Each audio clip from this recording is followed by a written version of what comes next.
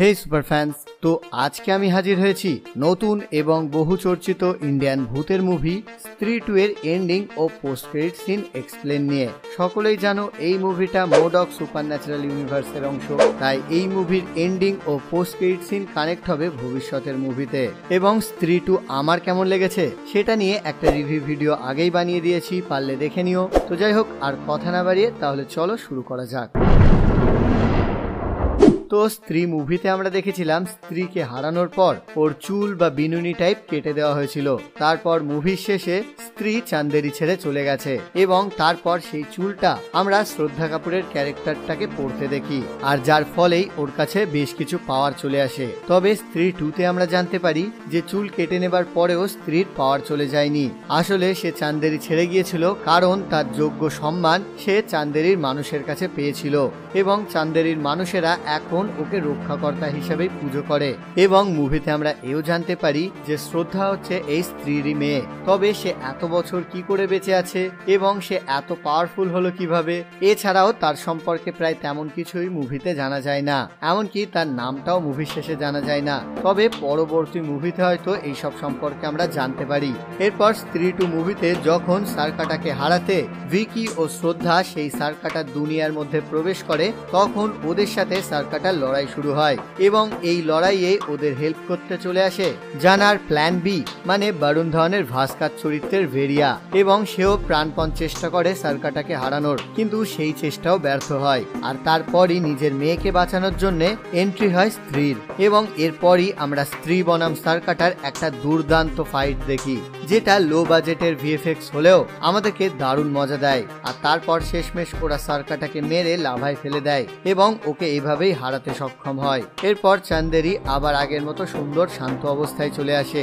তবে মুভির একদম শেষে শ্রদ্ধার চরিত্রটা যাওয়ার সময় বোধহয় রাজকুমার রায়ের চরিত্র ভিকিকে কোন রকম পাওয়ার দিয়ে যায়, যাতে হয়তো সেও পরবর্তী মুভিগুলোতে বরুণ ধওয়ান এবং বাকিদের সাহায্য করতে পারে। তো যাই হোক, এখানে শেষ হয়ে যায় মুভির কাহিনী।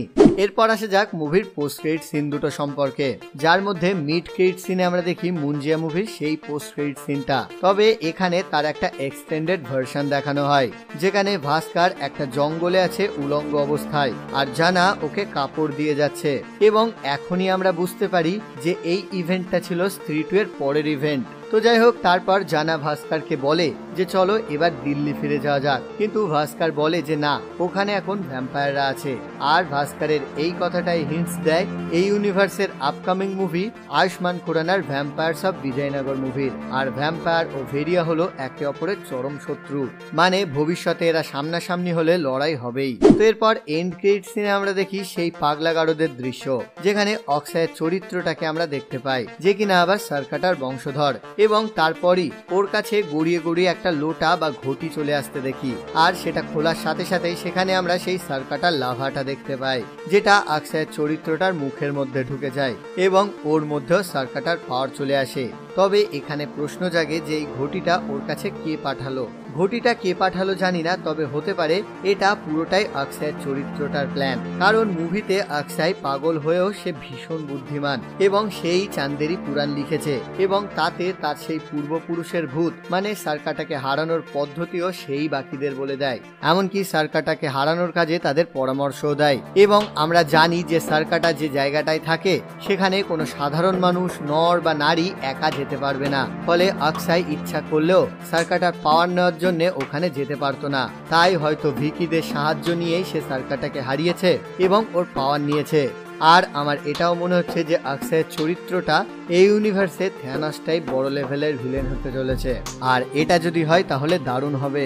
আমি তো এই ইউনিভার্সটা সম্পর্কে ভীষণ এক্সাইটেড। তোমাদের কেমন লাগলো সেটা কমেন্টে জানাও। তো যাই হোক, এই ছিল এন্ডিং ও পোস্ট ক্রেডিট সিন। তো আপাতত এই ভিডিওটা এই পর্যন্তই। ভিডিওটা কেমন লাগলো কমেন্টে জানাও। যদি ভালো লাগে লাইক করো, বন্ধুদের সাথে শেয়ার করে দাও, আর চ্যানেলে নতুন হলে অথবা সুপার হিরো বিষয়ক নতুন নতুন ভিডিওর জন্য চ্যানেলটাকে সাবস্ক্রাইব করে দাও। টাটা।